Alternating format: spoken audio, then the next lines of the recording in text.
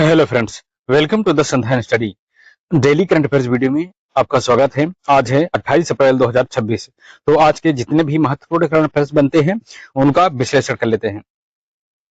तो चलिए शुरू करते हैं। आज का प्रश्न, संयुक्त राष्ट्र चीनी भाषा दिवस प्रतिवर्ष किस तिथि को मनाया जाता है?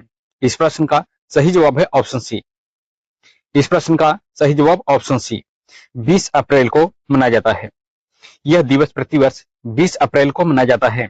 यह चीनी लिपि के आविष्कारक कांगजी की स्मृति में मनाया जाता है। उद्देश्य संयुक्त राष्ट्र में बहुभाषावाद और सांस्कृतिक विविधता को बढ़ावा देना है। नेक्स्ट क्वेश्चन, हाल ही में भारत ने किस देश के साथ रेलोस समझौते को क्रियान्वित किया है? इस प्रश्न का सही जवाब है ऑप्शन बी। इस प्रश्न का सही जवाब ऑप्शन बी, रूस ने रेलोस समझौते को क्रियान्वित किया है। यह रसद विनिमय समझौता रेलोस भारत रूस के बीच अप्रैल 2026 में लागू हुआ। यह सैन्य अड्डों और बंदरगाहों के पारस्परिक उपयोग की अनुमति देता है। इसके तहत 3000 सैनिक, 5 युद्धपोत और 10 विमान तैनात हो सकते हैं। नेक्स्ट क्वेश्चन है, वैश्विक स्तर पर भारतीय बुनाई को प्रोत्साहित करने के लिए कपड़ा मंत्रालय द्वारा किस पहल का शुभारंभ किया गया है? इस प्रश्न का सही जवाब है ऑप्शन डी, विश्व सूत्र। कपड़ा मंत्रालय ने विश्व सूत्र weaves of India for the world पहल शुरू की है। इसका उद्देश्य 30 विभिन्न देशों के डिजाइनों के साथ भारतीय हथकरघा को वैश्विक स्तर जोड़ना है। इसे 61वीं फेमिना मिस इंडिया में पहली बार प्रदर्शित किया गया था। नेक्स्ट क्वेश्चन है, 68 वर्ष की आयु में निधन होने वाले महान खिलाड़ी ऑस्कर स्मिथ का संबंध किस खेल से था? इस प्रश्न का सही जवाब है ऑप्शन डी। इस प्रश्न का सही जवाब ऑप्शन डी, बास्केटबॉल से संबंधित थे। ऑस्कर स्मिथ एक महान ब्राजीलियाई बास्केटबॉल खिलाड़ी थे जिनका 68 वर्ष की आयु में निधन हो गया। उन्हें माउ सांता के नाम से जाना जाता था और वे ओलंपिक बास्केटबॉल इतिहास के सर्वकालिक शीर्ष स्कोरर हैं। उन्होंने अपने करियर में 5 ओलंपिक खेलों में भाग लिया और उन्हें FIBA हॉल ऑफ फेम में भी शामिल किया गया था। नेक्स्ट क्वेश्चन है, भारत की पहली अत्याधुनिक 3D सेमीकंडक्टर पैकेजिंग यूनिट किस राज्य में स्थापित की गई है? इस प्रश्न का सही जवाब है ऑप्शन सी, ओडिशा में स्थापित की गई है। ओडिशा के भुवनेश्वर इन्फो वैली में भारत की पहली अत्याधुनिक 3D glass semiconductor packaging unit की आधारशिला रखी गई है। यह परियोजना 1943 करोड़ रुपए के निवेश से 3D ग्लास सॉल्यूशंस 3DGS द्वारा स्थापित की जा रही है।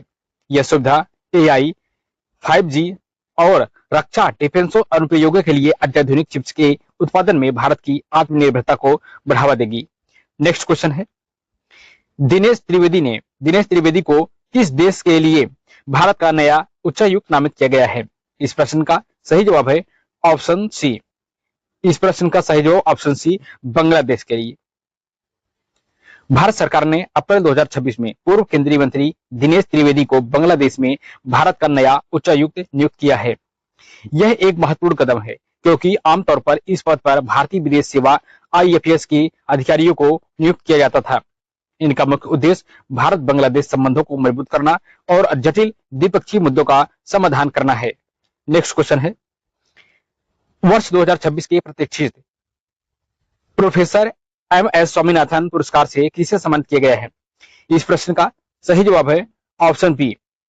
इस प्रश्न का सही जवाब option B, doctor CH Srinivas Rao को। डॉक्टर CH श्रीनिवास राव को उनके जलवायु अनुकूलन कृषि और प्राकृतिक संसाधन प्रबंधन में योगदान के लिए 9वां प्रोफेसर MS स्वामीनाथन पुरस्कार मिला है।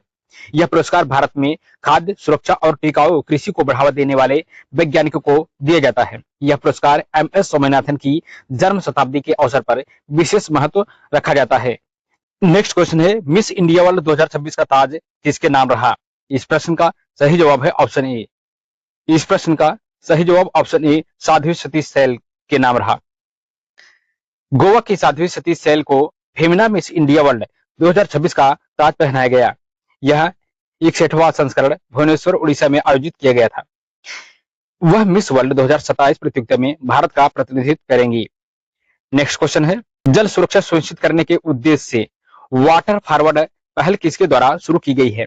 इस प्रश्न का सही जवाब है ऑप्शन ए। इस प्रश्न का सही जवाब ऑप्शन ए विश्व बैंक द्वारा शुरू की गई है। विश्व बैंक समूह ने अप्रैल 2026 में वाटर फॉरवर्ड पहल शुरू की है, जिसका लक्ष्य 2030 तक 1 अरब लोगों के लिए जल सुरक्षा सुनिश्चित करना है। यह पहल नीतियों में सुधार, वित्त पोषण और साझेदारी के माध्यम से जल प्रणालियों को मजबूत करने का केंद्रित है।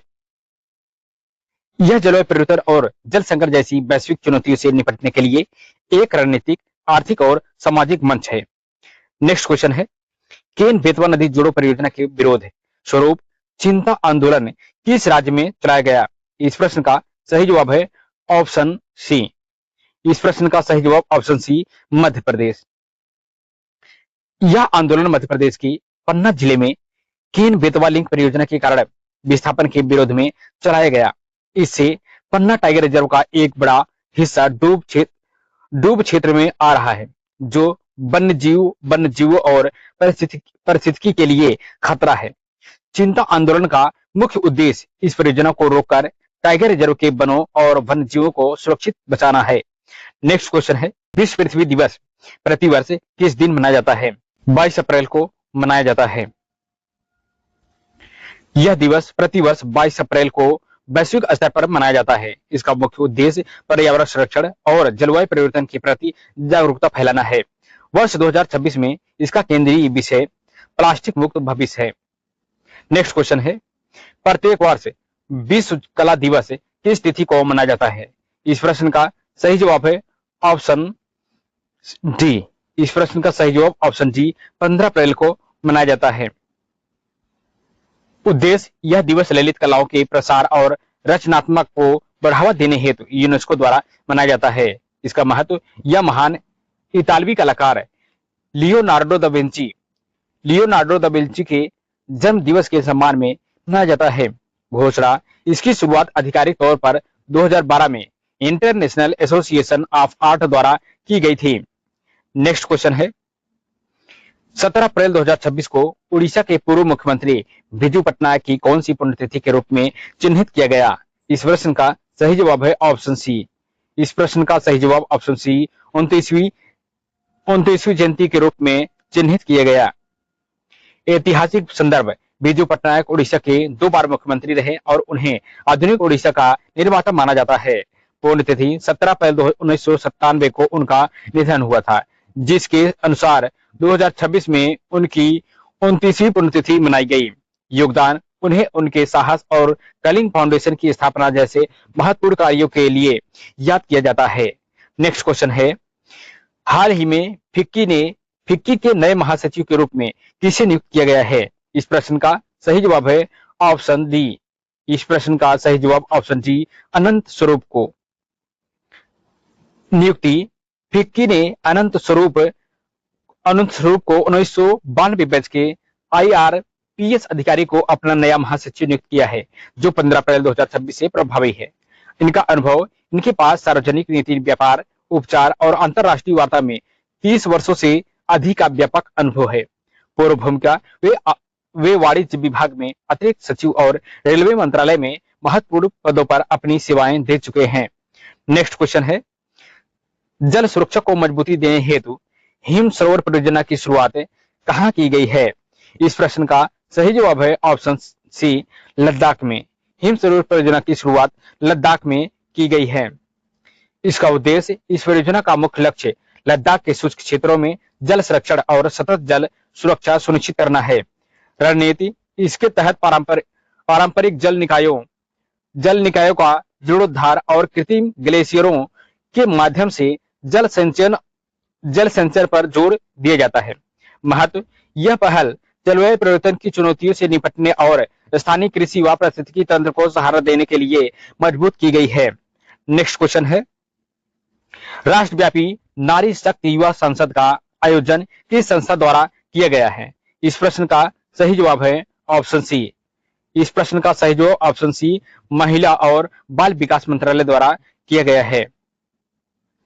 आयोजन, इसका आयोजन महिला और बाल विकास मंत्रालय द्वारा नई दिल्ली में महिला सशक्तिकरण और नेतृत्व को बढ़ावा देने के लिए किया गया है। लक्ष्य यह युवा महिलाओं को संसदीय प्रक्रियाओं से परिचित कराने और नीति निर्माण में उनकी भागीदारी सुनिश्चित करने का एक सशक्त मंच है। थीम इस संसद का मुख्य फोकस विकसित भारत के निर्माण में नारी शक्ति की भूमिका और महिला केंद्रित विकास पर आधारित रहा। नेक्स्ट क्वेश्चन है, वित्तीय वर्ष 2025-26 के दौरान वैश्विक स्तर पर पेटेंट आवेदन जमा करने में भारत को कौन सी रैंक प्राप्त हुई है? तो इस प्रश्न का सही जवाब है ऑप्शन सी। इस प्रश्न का सही जवाब ऑप्शन सी, छठा रैंक प्राप्त हुआ है।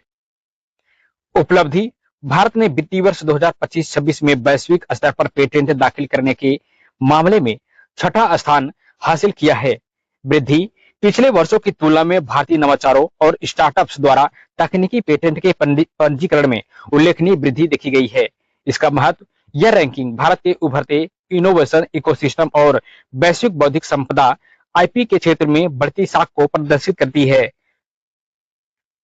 नेक्स्ट क्वेश्चन है, प्रतिष्ठित WWF फिश नेशनल अवार्ड से किसे नवाजा गया है? तो इस प्रश्न का सही जवाब है ऑप्शन सी, रोहित मिश्रा को। सम्मान रोहित मिश्रा को पर्यावरण संरक्षण और मत्स्य पालन क्षेत्र में उनके उत्कृष्ट योगदान के लिए WWF फिश नेशनल अवार्ड प्रदान किया गया है। योगदान उन्हें जलीय जैव विविधता के संरक्षण और स्थानीय समुदायों को टिकाऊ मछली पालन के प्रति जागरूक करने के लिए पहचाना गया है। महत्व, यह पुरस्कार विश्व वन्यजीव कोष WWF द्वारा प्राकृतिक संसाधनों के बेहतर प्रबंधन और लुप्त प्राय प्रजातियों के बचाव हेतु दिया जाता है। तो डेली करंट अफेयर्स वीडियो में बस इतना ही। मिलते हैं नेक्स्ट वीडियो में, तब तक चैनल को सब्सक्राइब, लाइक, शेयर जरूर करें। धन्यवाद।